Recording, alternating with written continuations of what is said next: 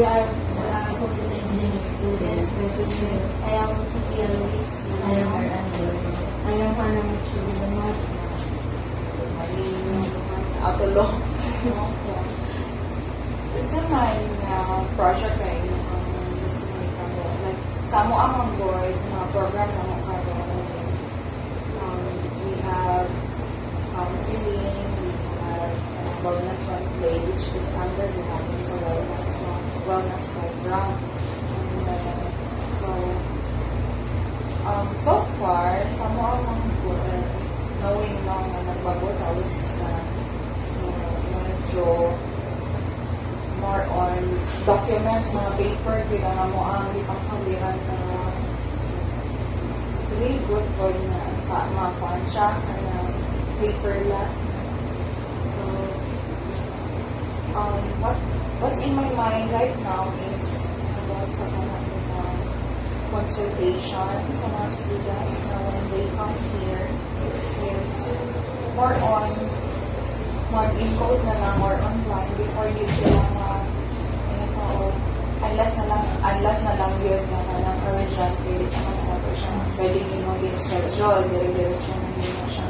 But if they want na schedule yun, so mas maayo, tapos yun na at least basic guidance counselor is ready about the lots of students, especially pag yan mo siya na kandahay na ay consultation mo so like may si students the basic information then at least maka-choose ko siya ang sa schedule like what time kung ano ng day and then also sa consultation ng board our intake interview is how nila naman also yung pinaka-basic pinaka-main na concern it might be family problem it might be financial or is academics, no? So, talagang yan siya. Then, so, at least, ma-minimize without the mention na, especially if the students are ready in the story, pero ganahan mo na, ganyan patubang sa guidance counselor. So, mga students na mahimo siyang tabian pag nag-chat lang, no? Or paano niya defense. But if magkatubang na, so mahilong. So at least ba, the counselor will also have guide with how kasi ang ayaw yung heart mo. So also yung if okay ba yun? Okay. Pero question, sa ang privacy in case na i-run ang program? Since ang mga kay kami makakonto sa kay kamera then ang mga guidance counselor po mga admin okay actually kung siya pwede nilahay ka in case no kami mo siya as part sa program hindi lang siya per day i-divulge sa ibang students even din sa mga if ever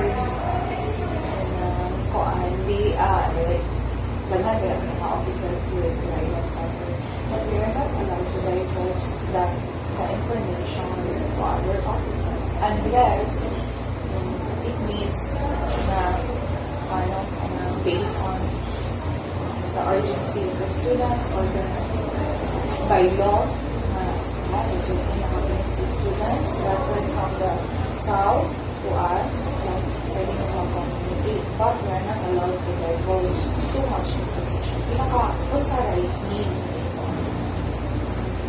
pero if in case na appeal mo sa Africa hindi na pagka mga information is pamili sila kung kumpisa nga si Lord din ito ng tayo iyan ito sa GMR mga mag-send sa GMR question also parang siya kung di siya marimuli mo sa ako pero iisipan pero kaya sana isabot na lang po sa